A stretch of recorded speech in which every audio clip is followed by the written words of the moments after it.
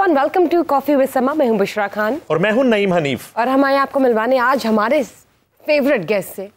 मैं बात कर रही हूं पाकिस्तान के मशहूर एक्टर, किसी तारुफ के मोहताज नहीं और वाहिद एक्टर है जिनका मुजस्मा लगा हुआ है चाइना में और उनकी फिल्म की नुमाइश 14-15 साल रही। और ये बहुत रेयर है कि किसी एक्टर का मुजस्मा लगा हुआ हो किसी दूसरे ममालिक में। क्यों नईम साहब? जी बिल्कुल, आपने तो वो सस्पेंस मेरे ख्याल ख़त्म कर दिया। मुजस्मा 1947 से लेके जब से पाकिस्तान फिल्म इंडस्ट्री का वजूद है, सिर्फ एक लेजेंड हीरो हैं हमारे जिनका मुजस्मा जो है वो चाइना में लगा, वो हमारे साथ मौजूद हैं। मेरी मुराद है लेजेंडरी गुलाम मोहिउद्दीन उर्फ गुल्लू भाई से। Welcome to the show sir. Thank you so much. Welcome to coffee with Sama. बहुत टाइम निकालने का बहुत शुक्रिया। बड़ी देर से ख्वाहिश थी कि आप हमारे शो में तशरीफ लाएं और आपसे हम दिल की बातें करें। जरूर जरूर। ये बताइए, गुल्लू भाई जो है, आप गुल्लू भाई आपको कौन कौन कहता था इंडस्ट्री में? क्या आपकी बेगम भी आपको गुल्लू भाई कहती है? नहीं, वैसे नहीं वो कहती जाहिर है लेकिन ये है कि मैंने देखा कि पाकिस्तान में दो भाई मशहूर हैं, एक गुल्लू भाई एक मुन्नू भाई। नाम आपका किसने रखा? वो मुझे कहते थे, अल्लाह उनकी मग़फ़िरत करे, ए गुल्लू भाई। मैं कहा मुन्नू भाई। तो उनसे मैंने एक दिन पूछा था, कहने का डर लगता है वैसे किसी दिन कहीं ना दे। मेरी बेगम का ये होता है कि अभी कोई कॉल वाला है ना, तो अगर वो फ़ोन अटेंड कर ले, नाम पढ़ के, हाँ भाई हाँ है तुम्हारे गुल्लू भाई, यहाँ बात कर लो, इतना होता है बस। अच्छा, जब सेट पे होते हैं तो साथी एक्ट्रेस होती है, हीरोइन जो काम कर रही है आपके साथ, जी जी, तो वो भी कभी के गुल्लू भाई आ जाए जल्दी सेट पे, या वहाँ एक रोमांटिक माहौल बनाना पड़ता है वहाँ पे? नहीं, अगर वो कहता मैं काम ही ना करो तो नल के कोई अगर कहती हो आपके खिलाफ मर्जी नहीं, वो गुल्लू जी चलता है। गुल्लू जी, ओके ओके ओके, गुल्लू जी, गुल्लू साहब, गुल्लू जी, उधर ये चलता है। कोई तो होंगी ऐसी जिन्होंने कभी कहा हो और आपको अच्छा ना लगा हो कि गुल्लू भाई कह के मुझे क्यों पुकार दिया? एक्चुअली मेरा एक टीवी प्ले हुआ था फिल्म ज्वाइन करने से पहले। I used to work on TV. तो वो टीवी का प्ले जो था ना, वो बड़ा पॉपुलर हुआ था मेरा। उसमें मेरे कैरेक्टर का नाम था गुल्लू। ओके। फिर गुल्लू गुल्लू गुल्लू गुल्लू गुल्लू वो ऐसे चला है कि मेरा असल नाम जो पीछे हुआ है थोड़ा सा, और ये नाम बहुत ज़्यादा आ गया।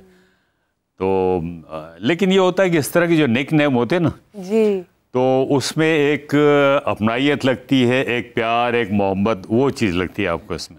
छुप छुप के सिनेमा जाने वाला गुलाम मोहिउद्दीन जो है, वो इतने बड़े लेजेंड कैसे बन गए? और ये छुप छुप के फिल्म देखने की वजह क्या थी? फैमिली में कुछ सख्ती थी, पाबंदी थी? वो जरा बताएं हमें, ये क्या सीन था? आप तो मुझे बड़े जासूस लग रहे हैं, आपको सब बातों का पता है।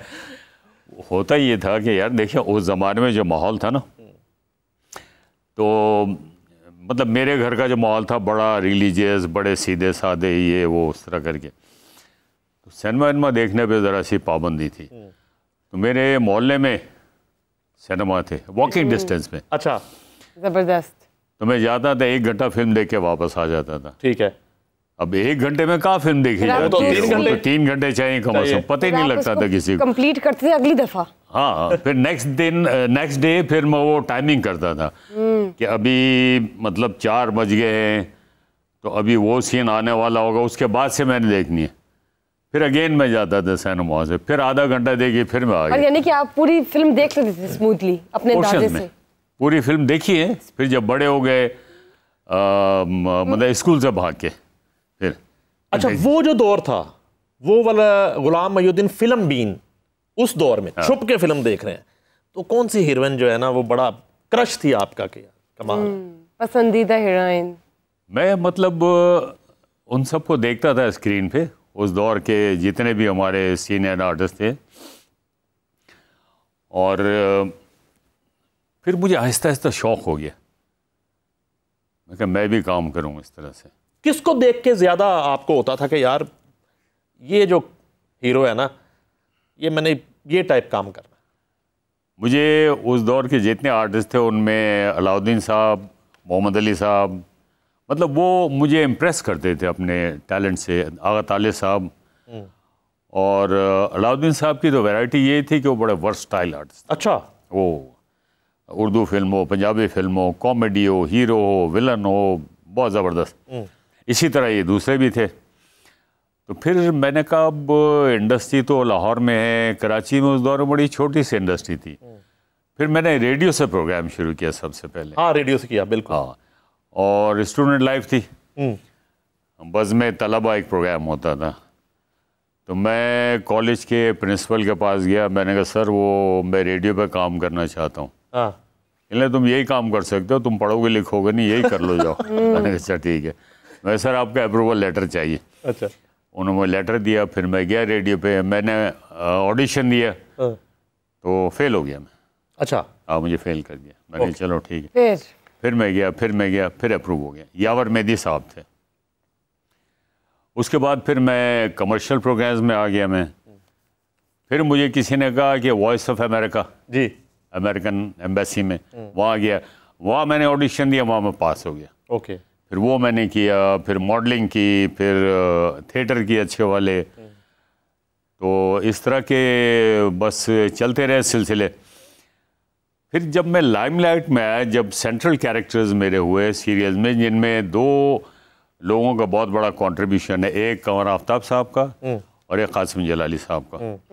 तो कासिम जलाली साहब का जो प्ले था वो देखा था शबाब साहब ने, उसका नाम था कितनी आंखें कितने ख्वाब। वो देखा उन्होंने, तो वो मुझे फिर उन्होंने मुझे ऑफ़र की। फिर वो आए कराची, मेरे साथ मीटिंग की उन्होंने, वो मुझे लाहौर ले आए। तो मैंने शबाब साहब को कहा, मैंने कहा शबाब साहब फिल्म तो चलती नहीं किसी नए हीरो की, क्योंकि उस दौर में देखना 4 बड़े हीरोज़, मोहम्मद अली साहब, नदीम साहब, वही साहब, शाहिद साहब अपने पीक पे थे वो। और स्टडीज़ को जो ब्रेक लग गई या स्टडी चल रही थी साथ साथ? वो मेरा वो दौर था जब ग्रेजुएशन के मैंने सिर्फ BA किया, उससे आगे नहीं जा सका। अच्छा। और BA भी मैंने उस वक्त किया जब मैं फिल्म में आ गया, उसके बाद जाके 2 पेपर थे मेरे, सप्लीमेंट्री नहीं कहते, उस तरह मैंने कि मैं चलो डिग्री तो पढ़ो ना। तो वो सुप्रीडेंट पहचान नहीं रहा कि यार ये तो गुलाम है, ये दिन पेपर दे रहा है। हाँ, वो क्या आप क्या कह सकते? मैंने कहा सर ये अच्छा करें। कहने लगे क्यों कर रहे हैं, अब आपको क्या ज़रूरत है? मैंने कहा नहीं, एक होता ना, एक कॉन्फिडेंस आ जाता है कि एक डिग्री है आपके पास। तो हालांकि आजकल तो BA की कोई वैल्यू नहीं है। तो कॉलेज का ज़माना मिस करते हैं आप? कैसा था कॉलेज का ज़माना, बचपन? ओ बहुत याद आता है मुझे, कॉलेज का ज़माना याद आता है, लड़कपन जिसको नहीं कहते, वो दौर मुझे याद आता है जब ख़ास तौर पे ईद आती थी और छोटी ईद।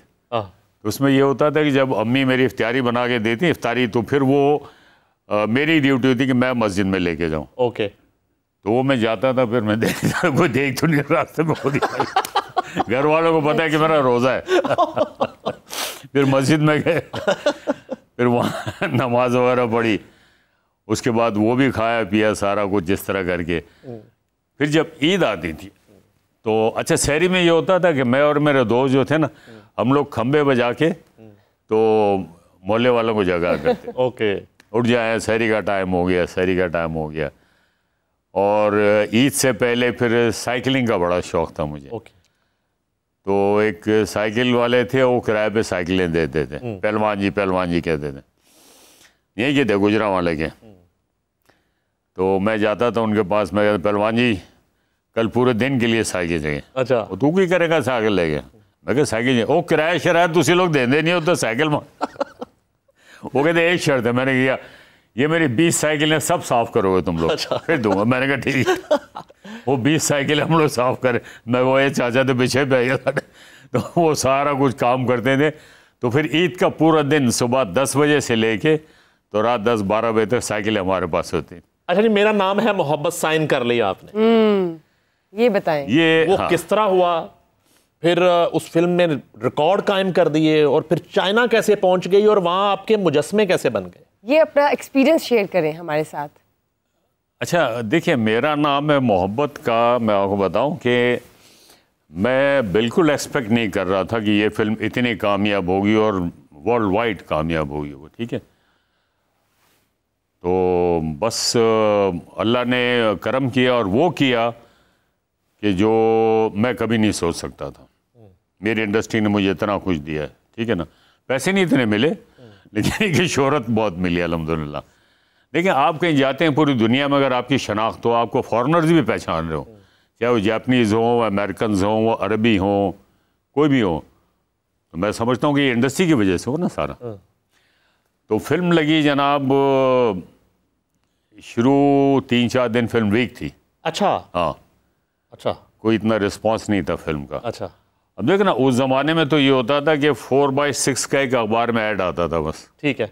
ये मीडिया, ये सोशल मीडिया, ये सारी चीज़ें तो कैंपेन्स नहीं थी, ये कैंपेन्स नहीं थी, कैंपेन्स नहीं थी सारी। तो लोगों के रवैये बदल गए 4 दिन में। अच्छा, लोग मुझसे मिले ना सही तरीके से, क्या हुआ, हाँ ठीक है ठीक है ठीक है, मैंने क्या हुआ, तो लोगों ने मुझे बताया कि फिल्म आपकी अच्छी नहीं गई। मैंने चलो कोई बात नहीं। बस फिर 4-5 दिन के बाद फिर वो जो फिल्म चली है वो, तो फिर वो ऐसे चली है कि गुलिस्तान सिनेमा उसका मेन थिएटर था, लिटरली ट्रैफिक ब्लॉक हो जाता था वहाँ। अल्हम्दुलिल्लाह अल्लाह का करम है बहुत।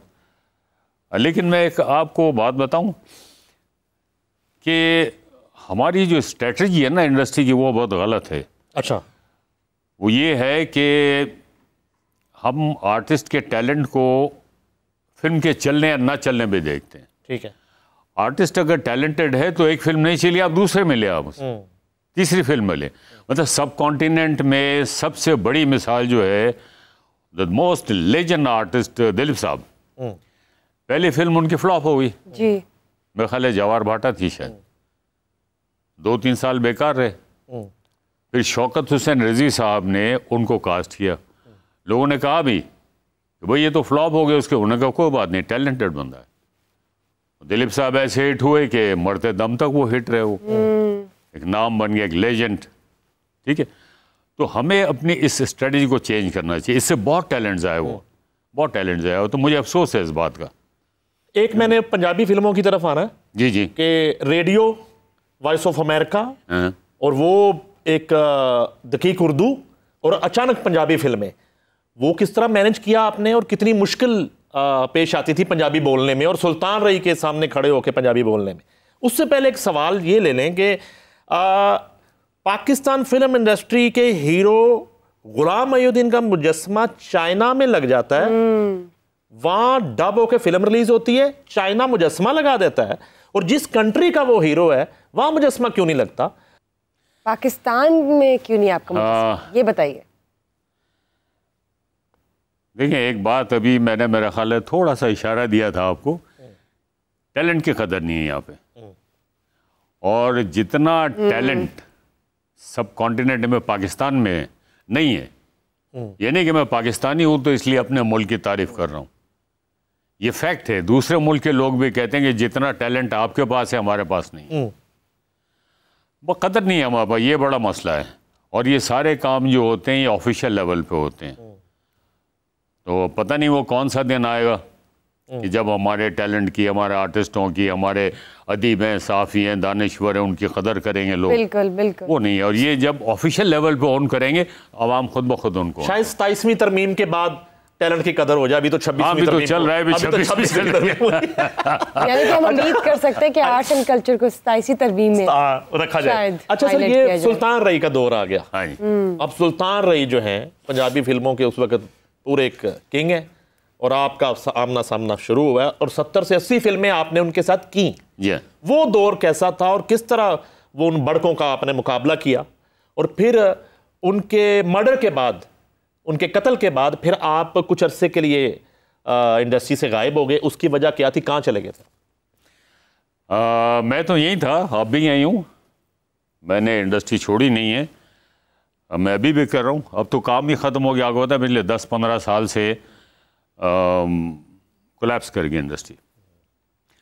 लेकिन जो अच्छी मूवीज़ होती है वो मैं कर रहा हूँ, और मैंने 6-7 फिल्में छोड़ी भी हैं जो मैं समझता हूँ तो मुझे नहीं करनी चाहिए, वो मैंने छोड़ दी। जो करनी चाहिए थी वो मैं कर रहा हूँ अभी। एक्चुअली पंजाबी फिल्मों में जो ना एक लाउडिज्म होता है, हैवी लाउड ड्रामा, ये वो सारा कुछ होता है, और जिसको कहते हैं ना कि खड़ी खड़ी फिल्म, गर्म फिल्म होती है पंजाबी। तो आपकी रेडियो की ट्रेनिंग तो काम आ गई आपकी उधर। हाँ, तो उसको मैंने थोड़ा सा चेंज किया, और जब मुझे ऑफर होती थी तो मेरी कोई टर्म्स कंडीशन होती थी। मेरी पहली फिल्म थी मतलब अमानत, वो एक सोशल फिल्म थी रंगीला साहब की, वो भी मेगा हिट फिल्म थी। फिर यूनुस मलिक साहब ने मुझे कास्ट किया आखिरी जंग में। आखिरी जंग, जी हाँ, जिससे जो नीली नादरा की पहली फिल्म थी, और दोनों मेरे साथ पहली दफ़ा हीरोइन आई, तो उन्होंने वही कॉन्सेप्ट रखा हुआ था, लाचा कुर्ता विग ये वो। मैं कहा मलिक साहब ये मैं नहीं करूँगा, कह लें यही चलता। मैंने कहा ये नहीं चलता, आप लोग एक ही डगर पे चल रहे हो, मैं आऊँगा। ऑब्वियसली मैं यंग था, 84-85 के, सब मुंडा खुंडा जिन्होंने कहते हैं ना, वो बलूंगड़ा जाओ। मैं कहा मैं आऊँगा अपने हिसाब से करूँगा, कहने आप क्या चाहते हो? मैंने कहा जीन्स पहनूंगा, जैकेट पहनूंगा, रफ टफ ये वो जो मेरा उर्दू फिल्मों का है हिसाब किताब, एक्शन फिल्मों का, आंधी और तूफान, आंसू और शोले, आतिश, ये सारी फिल्में। तो कहने का अच्छा देखते हैं। एक दिन उनका फ़ोन आ गया, कहने मिलना चाह रहा हूँ। मैंने कहा जाए आगे घर। कहने तू सही कह दो, वही करेंगे जो आप कहते हो। अच्छा गुड। मैंने लोगों से मशवरा किया, लोगों ने कहा यार वो ठीक कहते हैं। उसके बाद फिर वो हुआ। अच्छा उसके बाद फिर वडेरा स्टार्ट हुई, उसमें भी मैंने यही रखा। उसमें भी दाऊद भट्ट साहब के साथ मेरी बहस चलती रही 15 दिन। मैंने कहा भट्ट साहब रूटीन वाला काम मैं नहीं करूँगा, मैं चेंज करूँगा। वो भी मान गए। भाई ये जो एक कॉन्फिडेंस था ना मेरा और उन लोगों का कॉन्फिडेंस में शायद था, उसने मुझे सपोर्ट दी। फिर वहाँ से चला। अब उसके बाद क्या हुआ कि राय साहब कहने लगे यार मैं भी जीन्स पावांगा, मैं भी जैकेट पाऊंगा। राय साहब नहीं तुसी नहीं सूट करोगे, अच्छा। तुसी अपना काम करो, गुल्लू साहब ने अपना काम करें। अच्छा। तो ये हुआ। तो बात थोड़ी सी ये है कि एक अच्छे काम के लिए आपको आर्गुमेंट्स करने पड़ते हैं। राय साहब ने फिर वो जीन्स पहनी भी ना, हैट जीन्स अक्सर फिल्मों में नजर आए वो। पहने भी है और उन्होंने, आप लेकिन इंस्पेक्टर का रोल करते थे ज्यादा से ज्यादा। आपने ज्यादा पुलिस इंस्पेक्टर्स के रोल जी। किए ज्यादा। नहीं ऐसा नहीं है। अच्छा ऐसा नहीं है। ऐसा नहीं है। कुछ फिल्में थी। अब हुआ ये ना, देखो वो एक फॉर्मूला है जिसको हम लोग फॉलो करते हैं। राइट। मसलन सूदी भट्ट साहब की फिल्म थी, एक माजू फिल्म थी, और एक दो फिल्में और थी, वो हो गई सुपरहिट।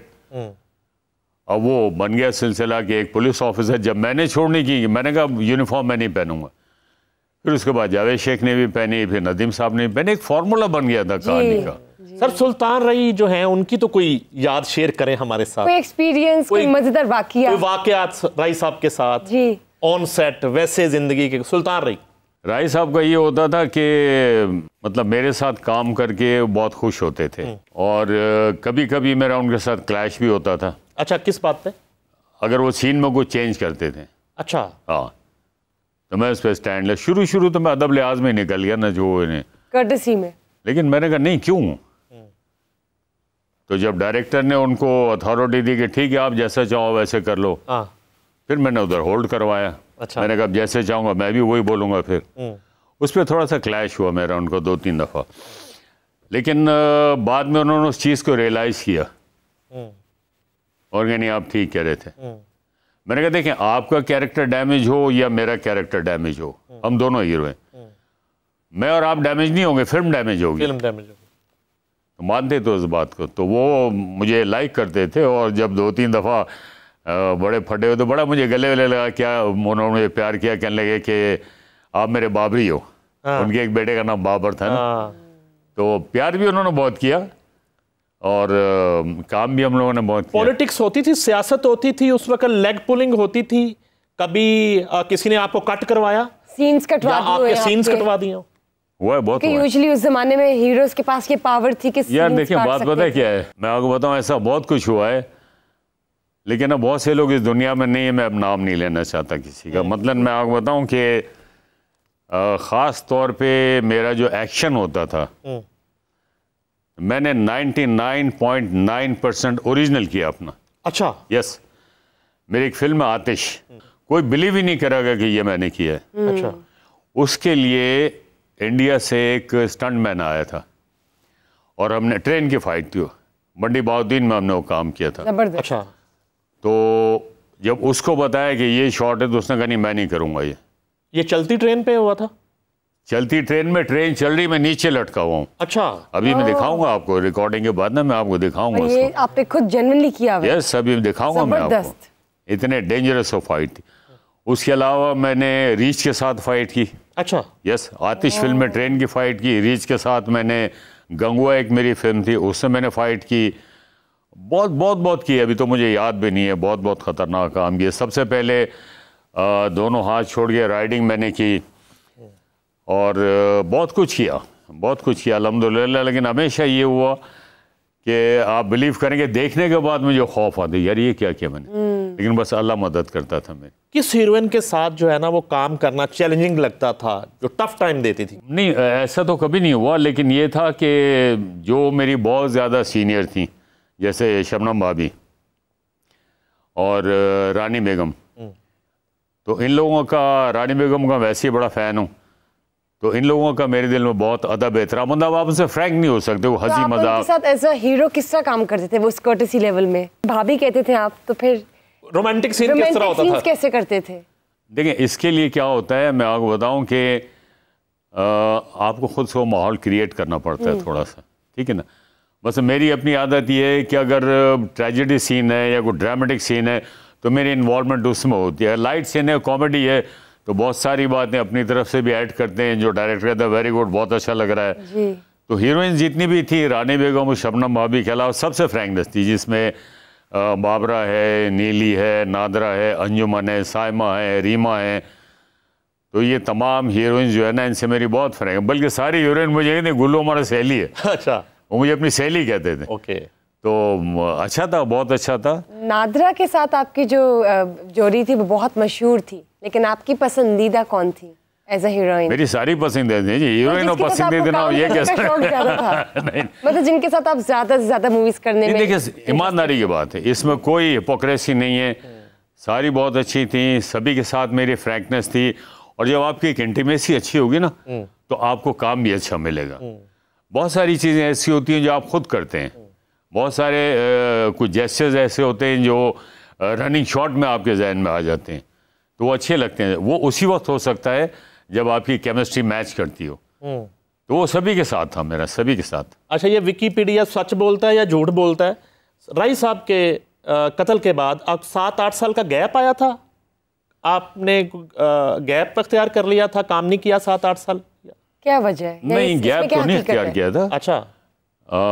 काम किया मैंने, लेकिन ये कम काम किया है। अच्छा। लेकिन चूंकि एक वो जो एक सेटअप चल रहा था, सुल्तान राय, मुस्तफा कुरैशी, गुलाम मोहिउद्दीन, वो कॉम्बिनेशन जो एक बना हुआ था, वो एक कॉम्बिनेशन बना, तो वो जब टूटा तो उसके बाद ये आ गए फिर शान, मोमर राना, अरबाज खान, ये लोग आ गए। उसमें जो मुझे कैरेक्टर्स ऑफर हुए, मैंने कहा नहीं, मैं नहीं करूँगा ये काम। 40 लेके जानिए से आपने कम बैक किया। कैरेक्टर्स में इतना वजन नहीं था, उतने अच्छे कैरेक्टर्स नहीं थे।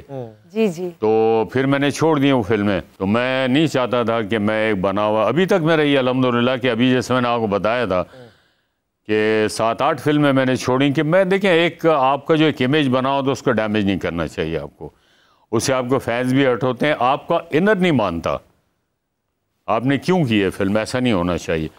तो बहरहाल उसका मुझे अच्छा रिजल्ट मिला। अब दोबारा से मुझे अच्छी फिल्म ऑफर हो रही हैं और मैं कर रहा हूँ।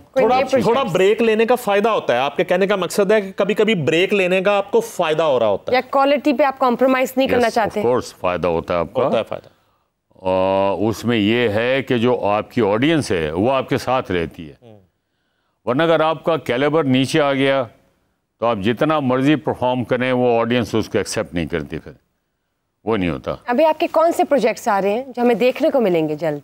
अभी जो मैं कर रहा हूँ, अभी एक फिल्म जिसकी शूटिंग की है, तेरे प्यार नो सलाम। वो अल्ताफ़ हुसैन साहब हमारे बड़े लेजेंड डायरेक्टर थे, उनका इंतकाल हो गया। अब उसको वो है शाहिद राना साहब, वही बहुत अच्छे डायरेक्टर हैं, वो उसको डायरेक्ट कर रहे हैं। और इसके अलावा कोई 3-4 फिल्म और हैं, उनका पेपर वर्क हो रहा है, होपफुली नेक्स्ट मंथ तक वो भी स्टार्ट हो जाएंगे। यानी हम आपको फिर से स्क्रीन्स पर देखने वाले हैं बहुत जल्द। जी जी, जबरदस्त। अच्छा, पॉलिटिक्स से भी कभी लगाव रहा, और मोहतरमा बेनज़ीर भुट्टो की ज़िंदगी तक आपका कोई पीपल्स पार्टी के साथ ज़्यादा एक एसोसिएशन रही? मेरा पीपल्स पार्टी के साथ बहुत ताल्लुक़ रहा है, और मैंने पीपल्स पार्टी के लिए स्टूडेंट लाइफ में बहुत काम किया। और पीपल्स पार्टी के जो सीनियर लीडर्स हैं, जैसे जरदारी साहब प्रेसिडेंट हैं, वो ऑन करते हैं इस चीज़ को। जब वो प्रेसिडेंट थे, सिर्फ ऑन करते हैं या फ़ोन भी करते हैं? नहीं, फ़ोन पे तो कभी बात नहीं है उनसे, लेकिन वो तो कभी वो फ़ोन भी कर लेंगे, इज़ वेरी फ्रेंडली। अच्छा। जब भी मुझे मिलते हैं इधर मारते हैं। जब वो प्रेसिडेंट थे, नहीं तो वो भी तो सियासत में आने से पहले एक गुलाम मोहिउद्दीन थे ना, वो भी ऐसे अदाकार थे। उन्होंने कौन कौन सी फिल्में की हैं जरदारी साहब ने? एक फिल्म थी जिसमें उन्होंने चाइल्ड रोल किया था, उसका नाम मुझे याद नहीं है, लेकिन पता है मुझे कि उन्होंने किया था। फिर उनका सिनेमा भी था, बेमिनो सिनेमा उनका था। अच्छा। हाँ। जरदारी साहब अभी भी प्रेसिडेंट है, मुलाकात होती तो अभी भी इस तरह आपको पंच करके मिलते? हाँ, जब प्रेसिडेंट तो उस वक्त भी हुआ जब प्रेसिडेंट हाउस में गवर्नर हाउस में मीटिंग हुई, 2011 की बात है। एक डेलीगेशन गया था कि ये फिल्म को रिवाइव करने के लिए, सबसे मिले तो मुझे यहाँ मार, तो मुझे मिलता क्यों नहीं है, क्यों नहीं मिलता तो मुझे? मेरे सर मिलूंगा। अब वो बात करें दूसरों से, मुझे क्या, मैंने देख दिया। अच्छा बताएं गुल्लू भाई, ये सियासी टिकटों की तरह जरदारी साहब मबीनो हुसैन में भी टिकटें ब्लैक करते थे? नहीं, मैंने कभी नहीं देखा उनके टिकटें ब्लैक करते। इल्जाम ही है। देखिए पॉलिटिक्स में ये होता है पॉलिटिक्स में ये होता है, ये फिल्म की पॉलिटिक्स में भी होता है और नेशनल पॉलिटिक्स में भी ये होता है कि ब्लेम लगा दो, ठीक है ना, कि जी वो ये करता है, वो ये करता है, वो फलाना करता है, क्योंकि हमारे पास जो है ना नेगेटिव बातों को बहुत हाईलाइट किया जाता है। सर जुल्फकार अली भुट्टो शहीद की पीपल्स पार्टी, बेनजीर भुट्टो शहीद की पीपल्स पार्टी और आज आसिफ अली जरदारी की पीपल्स पार्टी में क्या फर्क देखते हैं? बहुत फर्क। क्या फर्क है? जब कोई पायनियर होता है, ज़ाहिर एक ना एक दिन तो सभी ने जाना इस दुनिया से, और भुट्टो साहब ने बहुत बड़ी सेक्रीफाइस की और बहुत काम किया उन्होंने।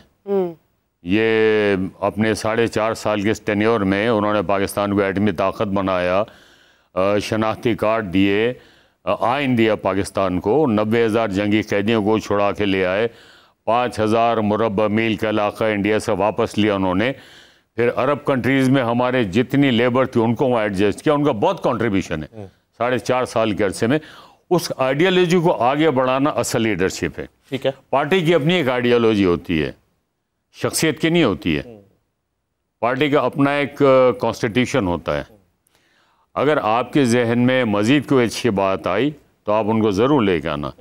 आज की जो पॉलिटिक्स है वो ये कि अलायंस कर लो, हुकूमत में आ जाओ, 6 वज़ीर उनके, 8 वज़ीर उनके, 5 वज़ीर मेरे, 3 वज़ीर उसके, ये नहीं था उस ज़माने में। तो बहरहाल फ़र्क तो हुआ है, लेकिन के अंदर की जो बातें हैं वो लोग बेहतर समझ सकते हैं क्या है, लेकिन मैं समझता हूँ कि उनकी आइडियालॉजी को लेकर चलना चाहिए था आगे। अच्छा, एक हसीन चॉकलेटी हीरो गुलाम मोहिउद्दीन, और इतनी जल्दी स्टूडेंट लाइफ में भी नाम भी हो गया, तो बड़े प्रपोजल आते होंगे और खवातीन का झुरमट और फैंस मूवमेंट, तो बचे रहे या स्कैंडल आपने छुपा के रखे या बाहर नहीं आने दिए? या कोई पसंद आती हो? देखिए 2 बातें मैं करूँगा, एक तो मुझे घर भी जाना है नंबर 1, नंबर 2 ये है कि चोर तो वो होता है जो पकड़ा जाए नहीं, ऐसी कोई बात नहीं। अच्छा, बात यह है कि मेरी जितनी भी हीरोइंस है ना, जैसे मैंने आपको कहा था ना, ये सारी मेरी सहेलियाँ ही है, तो कभी कोई ऐसा स्कैंडल नहीं। किसी सहेली ने कह दिया हो कि गुल्लू साहब शादी करनी है आपसे, और फिर पीछे भी पड़ गई हो, पीछे भी पड़ गई हो? ऐसा हुआ भी था वैसे। अच्छा, मैंने कहा ना आपको अंदर की बातों को बड़ा पता है, पता नहीं आप कहाँ से निकाल के लाते हैं, खोजी तो मैंने उनको उधर ही होल्ड कराया। फिर होल्ड कराया, मैंने कहा नहीं, अच्छा, ऐसा नहीं होगा, तो आप बहुत आगे जा रही हैं, क्योंकि मैं ये सारा कुछ नहीं कर सकता। तो उन्होंने मुझे अप्रिशिएट किया, उन्होंने कहा आपने अच्छी बात की। देखिए ना, आप औरत ज़ात जो है ना, वो हर रूप में मेरी नज़र में वो काबिल एहतराम है।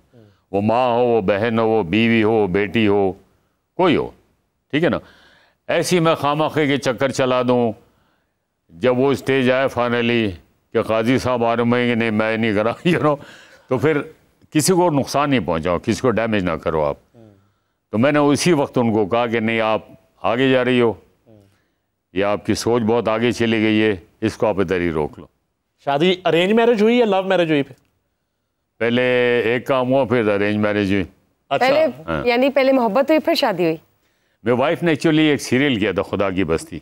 अच्छा, पीटीवी सेंटर, बिल्कुल सेंट्रल रोल ही उन्हीं का था, बड़ा सुपर हिट सीरियल था। हाँ, खुदा की बस्ती है। उसमें सुल्ताना का जो रोल था वो उन्होंने किया था। अच्छा, मेन जो हीरोइन थी उसकी। बस फिर उधर ही टाकरा टोकरा हो गया, फिर एक प्ले मेरे साथ किया उन्होंने, बस फिर मैं चलो। अच्छा डोली सजा के रखना तो अब आपके बेटे ने भी एज ए हीरो डेब्यू कर लिया, एक फिल्म उन्होंने की है। जी हाँ, जी हाँ। तो उनको कैसे देखते हैं एज ए हीरो जो है? आप न्यूट्रल, आपकी क्या राय है? आपको अच्छे लगे बड़ी स्क्रीन पे, मजीद काम कर रहे हैं, आप उनको गाइड करते हैं, और उनके अंदर कितना गुलाम मोहिउद्दीन है? मैं उसको अपने से बहुत बेहतर देखता हूँ। अच्छा, वेरी गुड, माशाल्लाह 6'2", और मेरे से अच्छी उसकी वॉइस क्वालिटी है, और इंग्लैंड से पढ़ के वो आया है, बैचलर्स किया उसने, BBA किया उसने, स्मार्ट है, मार्शल आर्ट उसने सीखा हुआ है, फिट है, हर चीज़ है, और उसने कभी मुझे नहीं कहा था कि मैं फिल्म में काम करना चाहता हूँ। उसके कज़न की शादी थी कराची में, एक शादी में वहाँ मुलाकात हुई। वो जमशेद डायरेक्टर था, जान मोहम्मद साहब का बेटा। जमशेद जान वो मुझे मिलने आया था। तो मैं अपने सर्कल में बैठा हुआ था, नदीम साहब को इन्होंने बुलाया था, जावेद शेख को, कुरैशी साहब को। तो जमशेद को मैंने कहा तुम वहीं आ जाओ, जो भी बात करनी तुम मुझसे वहीं कर लेना। अच्छा। उसने कहा ठीक है, वहाँ आ गया। तो अली नाम है मेरे बेटे का, अली मोहद्दीन। वो ऐसे गुजरे तो उसने ऐसे करके देखा उसको, यूँ कर, और डीजे वीजे पहना हो तो उसने। तो उसने किसी से पूछा ये लड़का कौन है, ये लड़का कौन है? तो मेरा ख्याल है मुस्तफ़ा कुरैशी साहब ने कहा कि ये गुल्लू का बेटा है। तो लिटरली आप बिलीव करना है कि भागता हो मेरे पास है, कहते आपने हीरो घर में छुपाया है। मैंने कहा किधर है भाई? कहते अली की मैं बात कर रहा हूँ। मैंने कहा क्यों? कहता मैं इसको फिल्म में लेना चाहता हूँ। मैंने कहा यार देखो मेरी बात सुनो, अगर आपको सूट करता हो तो आप लो। कहते मुझे सूट करता है, मैं तो 2 महीने से ढूंढ रहा हूँ, कोई मुझे लड़का सूट ही नहीं कर रहा, मुझे इसको लेना। अली की मीटिंग हुई उसके साथ, अली ने स्क्रिप्ट पढ़ा, काम किया, बैंकॉक गए, उसके लिए हम लोग शूटिंग की वहाँ पे। बड़ी प्रोडक्शन थी, लेकिन उसमें अनफॉर्चुनेटली ये हुआ नहीं कि उस दौर में इंडियन मूवीज़ भी लगती थी। जी इंडियन मूवीज़ लगती थी। तो सुल्तान कोई फिल्म थी इंडिया की, वो और ये दोनों साथ लगी। अब ईद पे, पूरा ईद का जो एक वीक होता है उसमें 5-6 शो चलते हैं। जी ऐसे ही हमें शो मिलता था सुबह 11 बजे का। अब ईद के दिन सुबह 11 बजे कौन आ गया? ये ईद की छुट्टी में कौन आ गया? या रात 2 बजे का, ठीक है ना? तो वो एक डैमेजिंग फैक्टर रहा उसके साथ। कुछ सिनेमा जहाँ पे फिल्म अनाउंस हुई लेकिन वहाँ फिल्म नहीं लगने दी लोगों ने, इंडियन फिल्म लगाई वहाँ पे। लोग जाते थे हमें पाकिस्तानी फिल्म देखनी है, सवाल $700 करोड़ का, वहाँ वो देखते थे इंडियन फिल्में। बल्कि एक सिनेमा है वहाँ पे डिफेंस फेज 8 में, वहाँ लोगों ने फटा किया। लास्ट शो जो था वो उसकी टिकट लेने गए, सवाल $700 करोड़ का। उन्होंने कहा जी हम सुल्तान चलाएंगे, उन्होंने कहा नहीं वहाँ फटा हुआ। बहरहाल फिर उन्होंने स्टार्ट आउट किया उसको, आखिरी शो चलाया उन्होंने ईद के 5वें दिन, वो हाउसफुल था। वो मतलब कहने का ये है कि वो जो दौर था उसमें बहुत सी फिल्में हमारी डैमेज हुई हैं और उसमें बहुत सा टैलेंट भी ज़ाया हुआ। अच्छा, बॉलीवुड भी, हॉलीवुड भी, लॉलीवुड में भी अक्सर हीरो और हीरोइंस जो हैं वो अपने आप को जो है वो एज छुपाने के लिए, फिट रखने के लिए सर्जरीज करवाती हैं, फेस की सर्जरीज। जैसे बहुत ज़्यादा ट्रेंड है होंठों की सर्जरी करवाना, और आप जैसे होंठ बनाने के लिए तो अब सर्जरियाँ करवानी पड़ती हैं। देखिए बात दरअसल ये है कि अगर खुदा ना खास्ता आपका फेस डैमेज हो गया, आप जल गया हो, अल्लाह ना करे कोई ऐसी बात हो जाए और आप इस प्रोफेशन में हो, फिर तो ठीक है। मैं इस चीज़ के ख़िलाफ़ हूँ कि हर चीज़ जो अल्लाह ताला ने, मुझे लोगों ने कहा कि आपके होंठ मोटे हैं, आप इनको छोटा। मैंने क्यों? नहीं अब तो कॉस्मेटिक सर्जरी। मैंने कहा है, क्यों कराऊँ मैं? वजह मैं ये अल्लाह ने मुझे दी बना के एक चीज़, तो मैं इसको क्यों चेंज करूँ? मैं नहीं करूँ। अब लोग होंठ मोटे करवा रहे हैं। हाँ जी, ठीक है, वही मैं कह रहा हूँ। तो ये वो अल्लाह के ऊपर एक कॉन्फिडेंस की बात थी कि अल्लाह ने उनको रास्ता दिखाया है, अब तुम उसी कॉपी करो जिसको तुम कहते थे होंठ पतले करो, तो होंठ मोटे करो। उमर भाई से तो बड़ी आपकी दोस्ती भी थी, उमर शरीफ से मैंने बड़ा देखा है उनके, हाँ आपका आना जाना और वो आपकी तरफ आते जाते। उनकी कोई यादें शेयर करें हमारे साथ। उमर शरीफ, उमर बड़ा मज़े का आदमी था और उमर में क्वालिटी ये थी कि वो बहुत अदब एहतराम करने वाला था वो। हालांकि 2-4 साल के फ़र्क था उसके मेरे डेब्यू में। मैं 75 में मूवीज़ आया, 72 में मैं शोबिज़ में आया रेगुलर, उमर 76 में आया। लेकिन ये था कि बहुत अदब लिहाज बहुत करता था वो, ख़ास तौर पे मेरी वाइफ को बहुत अदब करता था वो, भाभी माँ कहता था वो। तो इंडिया से कोई गेस्ट आए हुए थे। अच्छा। तो उमर का घर जब मैं फैसल टाउन में था ना, तो साथ नज़दीक ही था। आप तो आते रहे हो, आपको पता है। हाँ बिल्कुल। तो उन्होंने कहा कि हमें उमर शरीफ से मिलना है। तो मैं जा रहा था शूटिंग पे, तो मेरी वाइफ ने मुझे कहा कि उनको हमने खाने पे बुलाया 9 बजे, तुम आ जाओगे, जल्दी आ जाओगे? मैंने कहा मैं आ जाऊँ। कह लो उमर से मिलना चाहते हैं। मैंने कहा अच्छा ठीक है। मैंने कहा अभी तो सो रहा होगा, मैं ट्राई करूँगा, तुम भी ट्राई करना। बहरहाल उन्होंने ट्राई किया। उनकी जो वाइफ है उमर की, दीबा, उनसे बहुत दोस्ती थी, मेरी वाइफ की दोस्ती है। तो उन्होंने उमर को फ़ोन किया, तो उमर को थिएटर कर रहा था, तो बीच में 1 घंटे का ब्रेक दे के वो आया और वो इंडियंस को मिल के गया वो। तो मतलब बड़ी बात है। और मैं कह भी सकता था भाभी वो मेरा तो थिएटर चल रहा है, सॉरी मैं नहीं आ सकता। और उसने कहा उनको, इंडियंस को कहा, मेरी भाभी माँ का ऑर्डर था इसलिए मैं आ गया, वरना मेरा आना बड़ा मुश्किल था। तो बहुत सी क्वालिटीज़ उसमें थी, बस ये कि उसने अपनी सेहत का ख्याल नहीं किया। वरना तो देखें एक ना दिन सभी को है, लेकिन आपको अल्लाह ताला ने आपकी अपनी सेहत का ज़ामिन बनाया कि आप अपनी सेहत का खुद ख्याल रखो। उसने सेहत का ख्याल नहीं किया अपनी, इस चीज़ का मुझे। लेकिन इंडिया में बड़ी फैन फॉलोइंग देखी, बहुत, मैंने उनके बहुत। साथ इंडिया का टूर भी किया। जी हाँ, जी हाँ, जी हाँ। जिसमें कपिल शर्मा को इन्होंने जाके सिलेक्ट किया था। और यहाँ भी जब उनकी सर्जरी थी डॉक्टर हॉस्पिटल में, शत्रुघ्न सिन्हा पाकिस्तान आए हुए थे। हाँ। और अब तो वो सोनाक्षी सिन्हा के वालिद के नाम से ज़्यादा मशहूर है। तो वो उन्होंने मुझे कहा कि मुझे लेके चलें। मैंने फिर फ़ोन किया तो डॉक्टर हॉस्पिटल, हाँ बिल्कुल बिल्कुल, तो वो मेरे साथ गए शत्रु, और सारा मीडिया भी था। खैर वो मिले जाके, बड़ी मोहब्बत थी उनकी। हाँ बिल्कुल बिल्कुल। बल्कि एक दफ़ा और आए थे, लाहौर आए तो वो कुरैशी साहब के घर आए थे। कुरैशी साहब मुझे बुलाया तो पूछ रहे थे उमर के बारे में, कैसी तबीयत है उसकी, ठीक है ये वो। तो है उसकी फ़ैन फॉलोइंग बहुत है। एक उमर शरीफ, एक अमानुल्लाह, वाह, इन दोनों की फ़ैन फॉलोइंग जो है ना वो स्टैंड अप कॉमेडी में बहुत ज़बरदस्त, बहुत सर ज़बरदस्त। टीवी कर लिया, फिल्म कर ली, क्या करना चाहते हैं? क्या रह गया है, करना क्या है?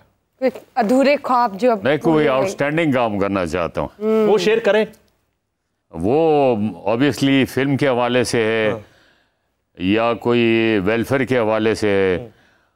वो चीज़ें अभी मेरे जहन में हैं, लेकिन वो कहते हैं ना लेवल प्लेइंग फील्ड, वो अभी मुझे मिल नहीं रही है वो। लेकिन ये है कि आई एम श्योर कि इंशाल्लाह ताला वो होगी, क्योंकि जो बात मेरे जहन में होती है ना, नहीं वो अल्लाह मुझसे करवा ले। आपने बहुत काम किया, अर्थक्विक में, फ्लड्स में, शौकत खानम के लिए आपने बहुत काम किया, बड़ी चैरिटी।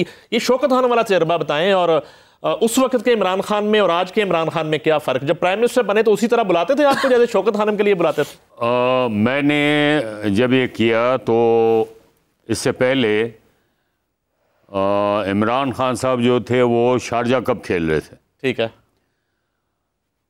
तो कारगिल का इशू चल रहा था। ठीक है, तो इंडिया की जो टीम थी पूरी, उन्होंने बायकॉट कर दिया। ओके, क्या मैं नहीं खेलना? हाँ, due to Kargil issue. Okay, तो वहाँ से इमरान खान साहब ने फ़ोन किया, उनके दोस्त हैं सिद्दीक, वो स्पोर्ट्स के जर्नलिस्ट हैं। राइट। तो मेरे भी दोस्त हैं, इमरान के भी दोस्त हैं। तो उन्होंने मुझे फ़ोन किया, कहले यार वो राती खान दा फ़ोन आया सी तो वो मिलना चाह रहा है, ये वो बड़ा ज़रूरी काम है। मैं खैर है, कहले 2 दिन का गैप हो रहा है तो 1 दिन के लिए वो आ रहा है वो, तो एक मीटिंग रखनी है। मैंने किस सिलसिले में? उनका बरल कि शो डिस्टर्ब हो गया, आप लोगों ने करना। तो उसने कहा कि इमरान खान ने कहा गुलाम मोहिद्दीन बहुत काम करता है वेलफेयर के, उसे मेरी मीटिंग करा दो। तो बहरहाल वो खान साहब को मैंने कहा ठीक है आप मेरे घर आ जाएं। मैंने डिनर पर बुलाया उनको, इमरान खान साहब को घर पे, और नदीम साहब को बुलाया, जावेद शेख को, कुरैशी साहब को, नीली को, खालिद भट्ट को, इन सब को बुलाया मैंने। वहाँ मीटिंग हुई तो उन्होंने कहा कि इस तरह का एक इशू आ गया तो अब आप लोग संभालो इसको। मैंने कहा अब जाएँ, बेफिक्र हो जाए, हम आ जाएंगे। बहरहाल हम लोग गए, हमने शो किया, आउटस्टैंडिंग शो हुआ। खान साहब ने फिर मेरे कमरे के आगे से गुजर रहे थे, हम लोग पीसी शेरेटन में ठहरे हुए थे वहाँ पे। उन्होंने डोर नॉक किया, 2 स्टेप अंदर आया, आके शुक्रिया अदा किया मेरा, बहुत अच्छा। तो ये जो मैच था ना, ये मैंने करवाया था जलजला ज़दगान के लिए, सैलाब ज़दगान के लिए, फ्लड के लिए कराया था। तो उसमें बहरहाल बारिश हो गई, लेकिन इतने फंड इकट्ठे नहीं हो गए, 3-4 लाख रुपए हुए थे इकट्ठे। तो मैं उस चेक का फोटोकॉपी लेके मैं चला गया जिम खाना। मियाँ नवाज शरीफ साहब वहाँ आए हुए थे, and he was prime minister at that time. तो मैं गया, मैं उनको मिला, तो मैंने कहा सर ये मैं आपके फंड में, कहने लगे कि वो उनका बड़ा एक बैड पैच चल रहा है।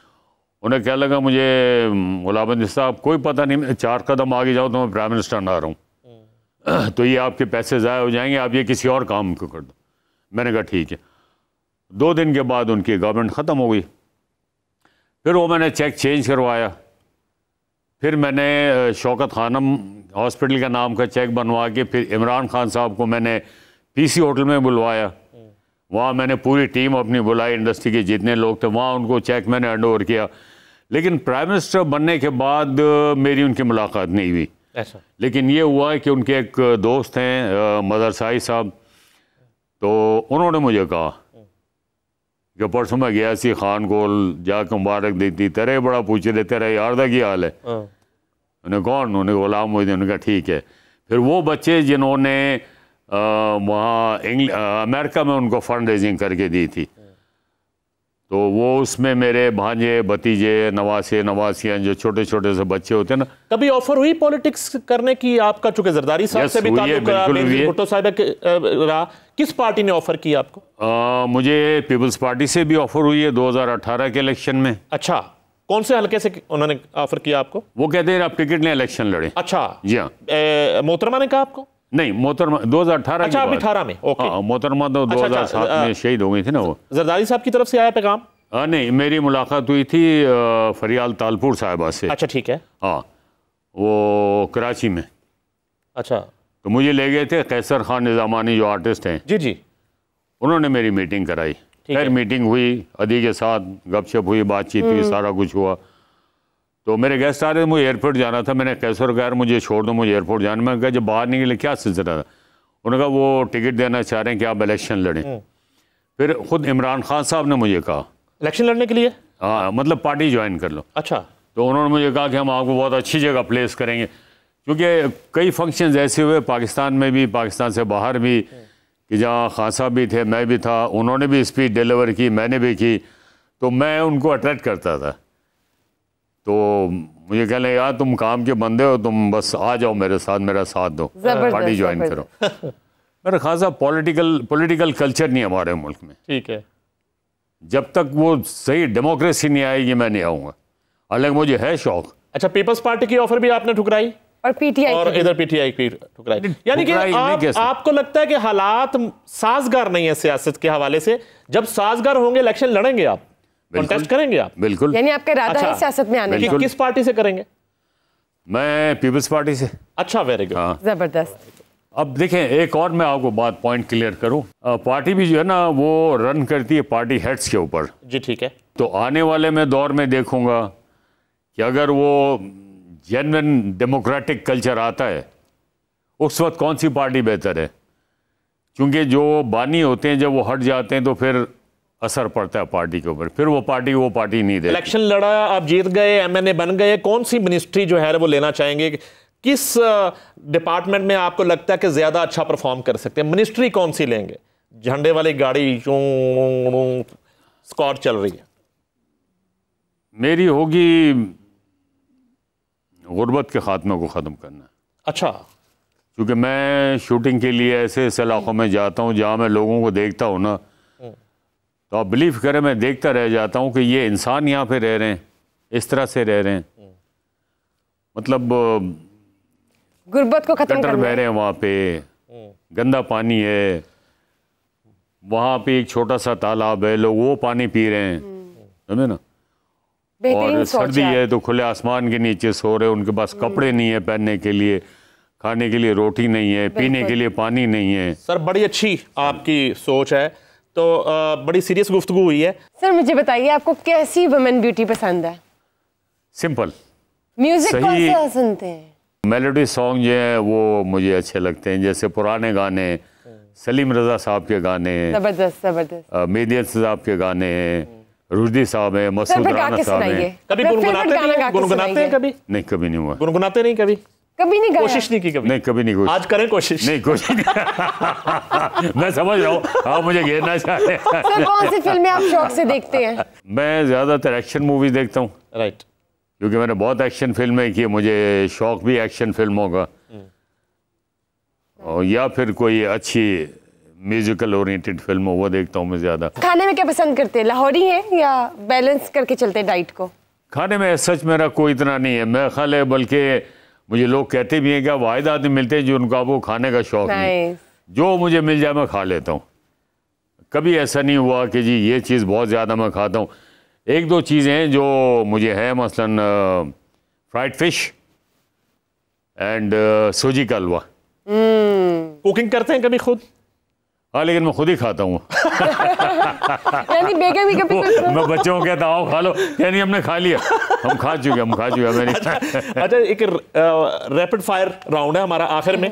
उसमें कुछ नाम हम लेंगे, कुछ शख्सियात के, आप एक लाइन का जो भी उन्हें मशवरा देना चाहें जी, कोई सजेशन देना चाहें, वन सेंटेंस। अच्छा, उसमें पहला नाम है जी मेरे पास मियां नवाज शरीफ, उनको क्या मशवरा देना चाहेंगे? मियाँ साहब से मैं ये कहूँगा कि वो पाकिस्तान में रहें और मैक्सिमम टाइम आप यहाँ दें और पार्टी हेड बन जाएं आप। आसिफ अली जरदारी जी, जरदारी साहब को मैं कहूँगा कि मुल्क के बेटरमेंट के लिए मिल के काम करें, दूसरों की भी माने, अपनी भी मनवाएं। सर शान गुड एक्टर, बट वो इन है, उनकी लाइकिंग है यंगस्टर्स में, उनको चाहिए कि काम करें इंडस्ट्री के लिए और अच्छी फिल्में बनाएं, अच्छी फिल्में दें। Sir Maryam Nawaz, good leader, मतलब जो डिलीवर कर रही है ना, मैं नहीं एक्सपेक्ट करता था उनसे, बहुत अच्छे काम कर रही हैं वो और मैं उनको अप्रिशिएट आप उनकी हुकूमत से खुश हैं? बिल्कुल बिल्कुल, वो चीफ मिनिस्टर हैं और वेरी फ्रैंकली स्पीकिंग मैं एक्सपेक्ट नहीं करता था कि वो इतने अच्छे काम करेंगी, बहुत अच्छे काम करेंगी। चौधरी परवेज लाई, परवेज लाई सब लवली मैन, वो भी अपने दौर में बहुत अच्छे थे। Mahira Khan good artist, wonderful performer, और मैं ऐसे नहीं कह रहा हूँ, मुझे उनकी एक फिल्म याद है, बिन रोए, जी जी जी, वो मैंने देखी थी माहिरा खान की फिल्म, उसमें उन्होंने एक सीन किया था और वन शॉट फिल्म था वो, यस, और कम से कम 7-8 मिनट का वो सीन था, जबरदस्त, बहुत अच्छा सीन किया था उन्होंने। रीमा गुड आर्टिस्ट, यस, लेकिन बस मसला ये हो जाता है शादी करके छोड़ देती हैं। मियाँ को चाहिए कि कहें भाई करो, काम करो, कोई मसला नहीं है। मियाँ को चाहिए कि मियाँ मियाँ करें वो नहीं, वो फिल्म डायरेक्ट करे। रीमा गुड डायरेक्टर, डायरेक्ट भी कर सकती है वो, उसमें एक अच्छा इंपॉर्टेंट रोल भी कर सकती है वो। मीरा जी जी, मीरा टिके नहीं काम करती है जी, आर्टिस्ट बहुत अच्छी है वो, सुबह यहाँ रात को न्यूयॉर्क में होगी, पता लगा परसों इस्लामाबाद में, टिके काम करे, बहुत अच्छी आर्टिस्ट है वो।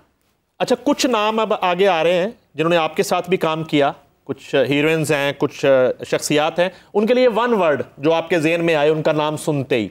Babra Sharif, moody, Anjuman, mental case, Shahid Hamid, उससे बड़ा mental case sir Imran Khan mature, Zeba Mohammad Ali, lovely couple, sir Zeba Bakhtiyar, good artist लेकिन काम नहीं करें आजकल।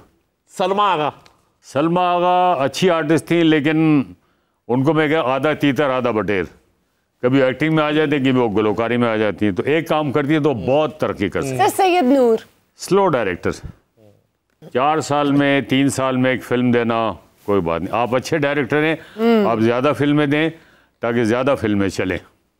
सर प्रोड्यूसर आएगा तो डायरेक्टर फिल्म देगा ना, डायरेक्टर खुद कहाँ से फिल्म देगा? वो कहते हैं माहौल नहीं है। प्रोड्यूसर आएगा तो बनाएगा फिल्म, लेकिन अगर आप 6-8 महीने में फिल्म डिलीवर करें तो आएगा, 4 साल में आप डिलीवर करेंगे तो नहीं आएगा। ये तो है। Thank you very much. Legendary Ghulam Mohiuddin Gullu भाई हमारे साथ मौजूद थे। जहां उनके करियर पे बात हुई वहां सियासी गुफ्तगू भी आज हुई, और आज के शो में शायद पहली मर्तबा उन्होंने एतराफ़ किया कि अगर मुल्क के सियासी हालात साजगार हुए तो वो पाकिस्तान पीपल्स पार्टी के टिकट पर इलेक्शन लड़ने के लिए तैयार हैं। जबरदस्त, बहुत बहुत शुक्रिया गुल्लू भाई आपका यहाँ आने का।